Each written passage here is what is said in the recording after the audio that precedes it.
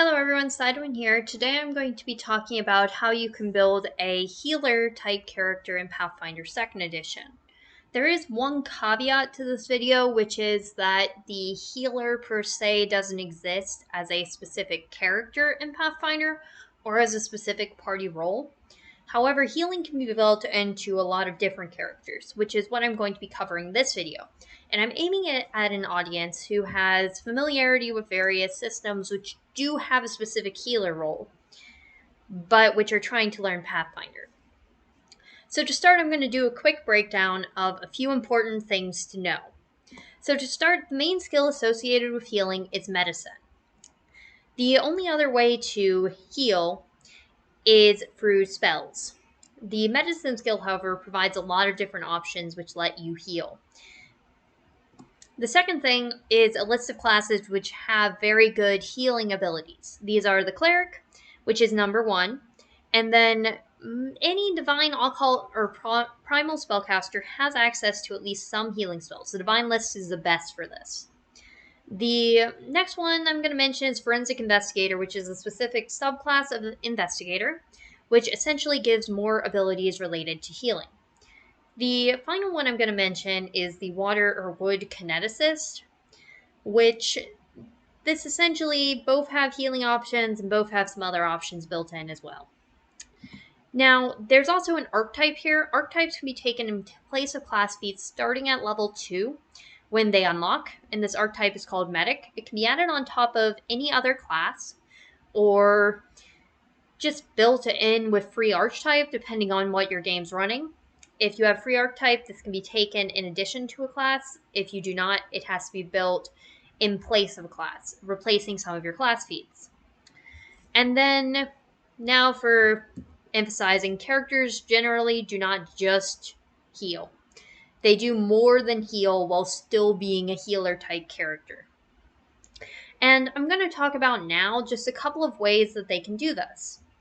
So the first one is being the support character. Support directly helps their allies. This is essentially buffing spells in addition to healing.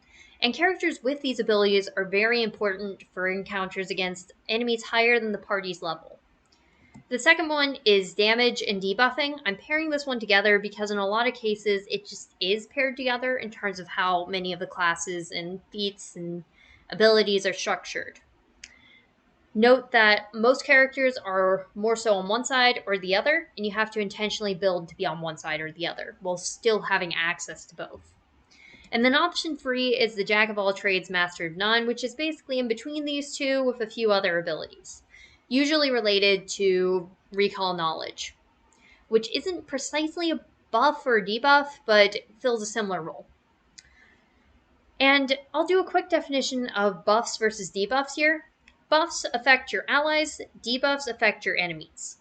You generally do not have to roll to succeed at a buff unless it is a non-limited use ability, in which case, say, if you're using the aid action, you do have to roll, but most of them do not require rolls.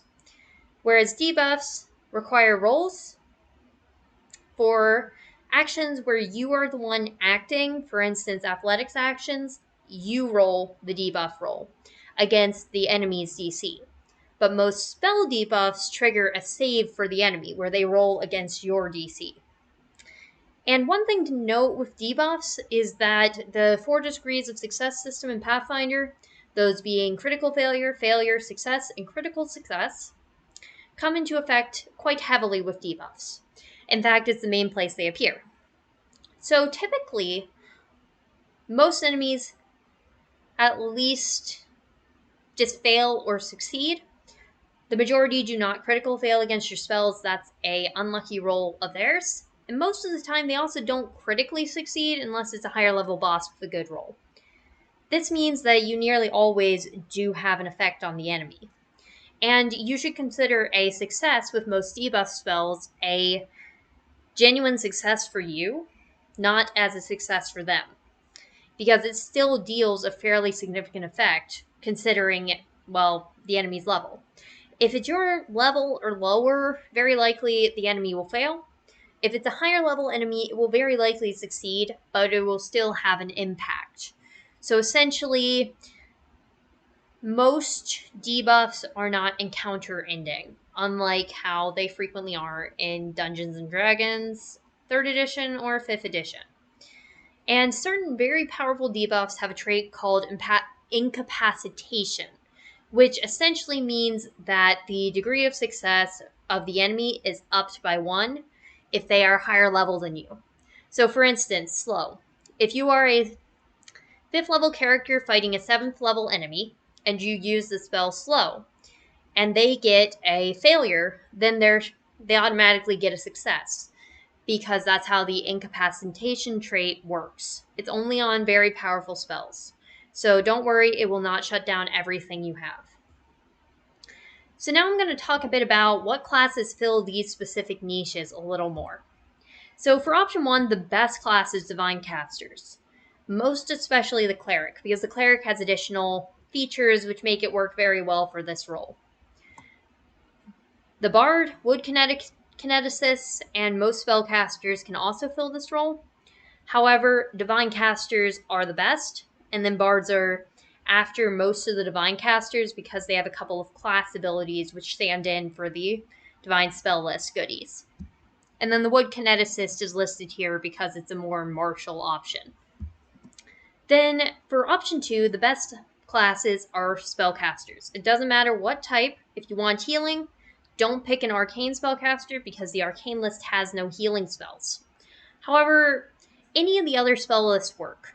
Primal is slightly more biased towards damage than debuffs, whereas Occult and Divine are more biased towards debuffs, with Divine being more biased towards support than debuffs. Just as a note.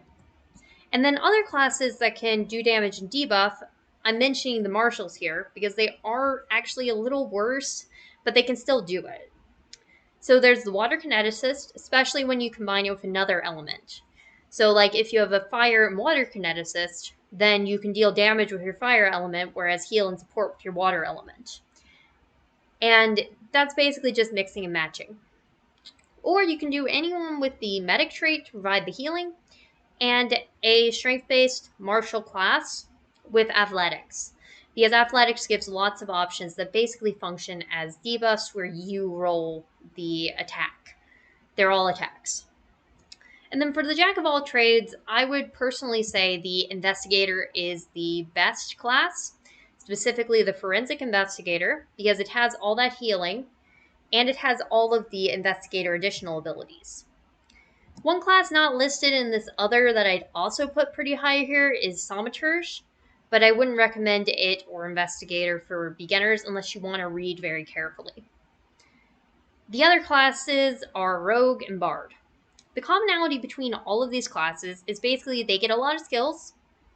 Many of them have a knowledge statistic, so like intelligence, charisma, wisdom, as their key statistic, meaning they'll have that very high.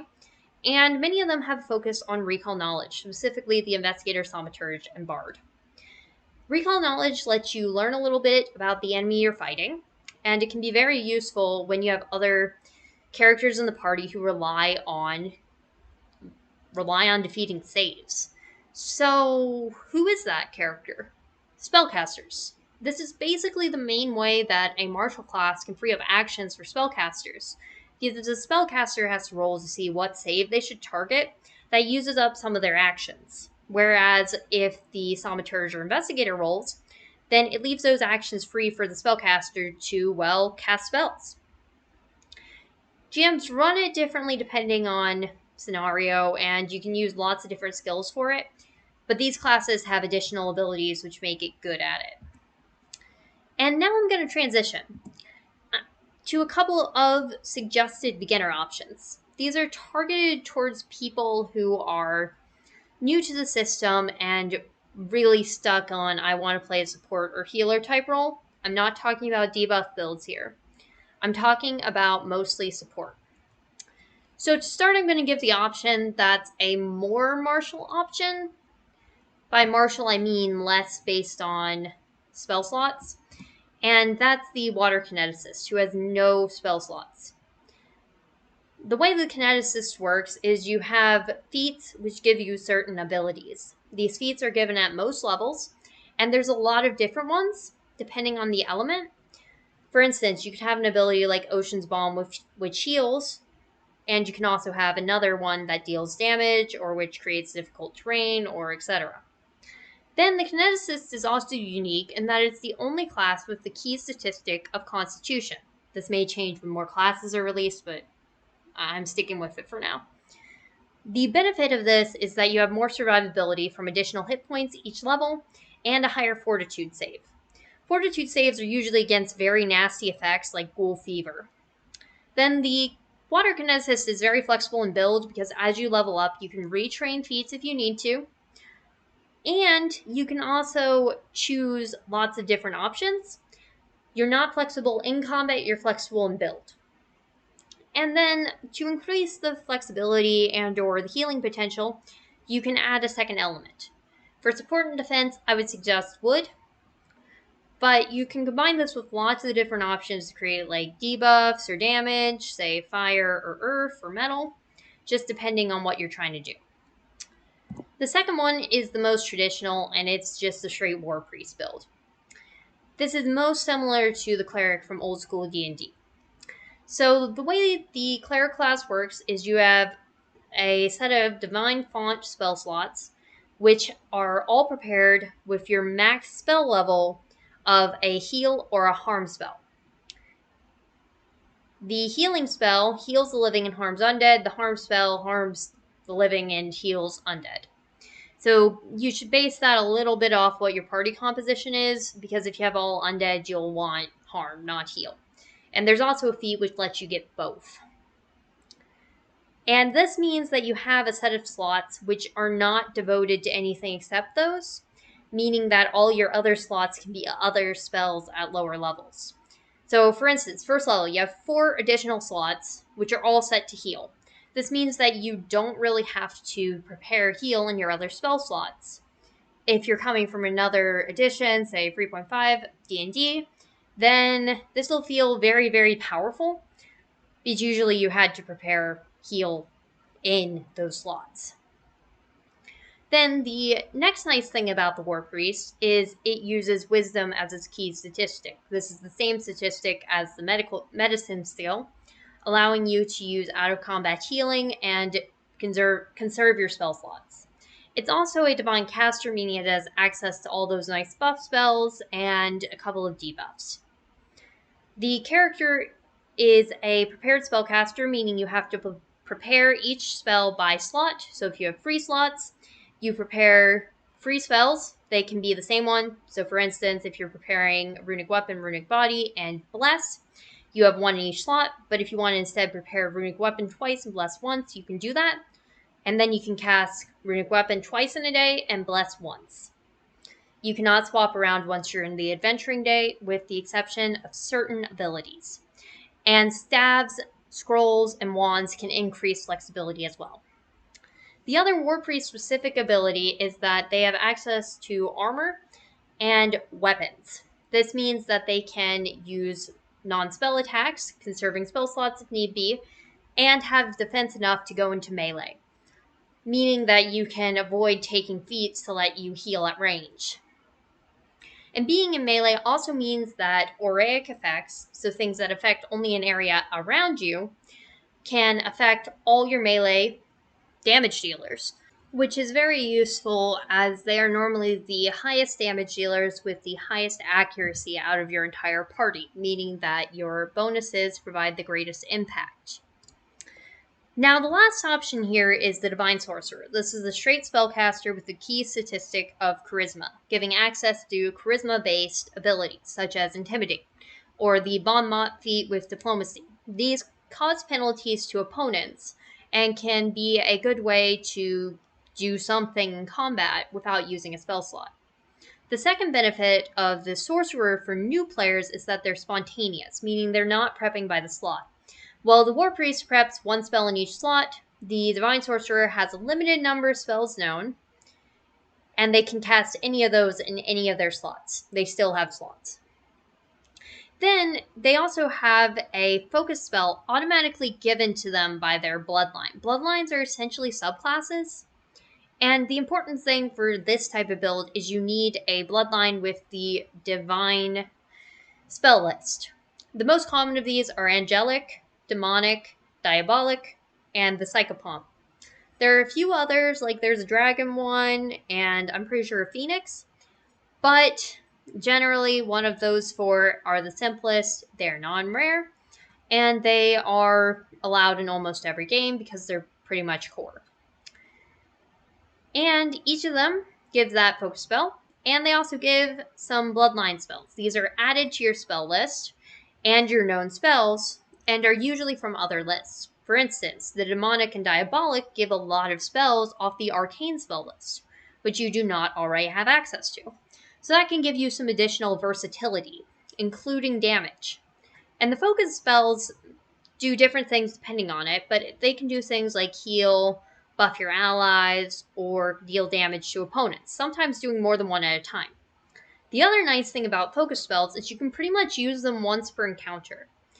So you have a number of focus points equal to the number of focus spells you know. Or if you're high level and know more than 3, you still have 3. And after combat, you can spend a exploration action, similar to like treat wounds, to regain your focus point. So it's basically a per encounter resource. And you don't use it up for the day when you use it, which it essentially increases the amount of things you can do in the day, in addition to having cantrips, which you can use at all times. And I don't think there's anything else to mention there specifically. So to wrap up here, today I covered a couple of specific beginner builds for healer type characters and explained how you can go about building them with lots of different options. If anyone has additional questions or comments or wants me to make a specific build video on one of these, please request in the comments below. Thank you for watching.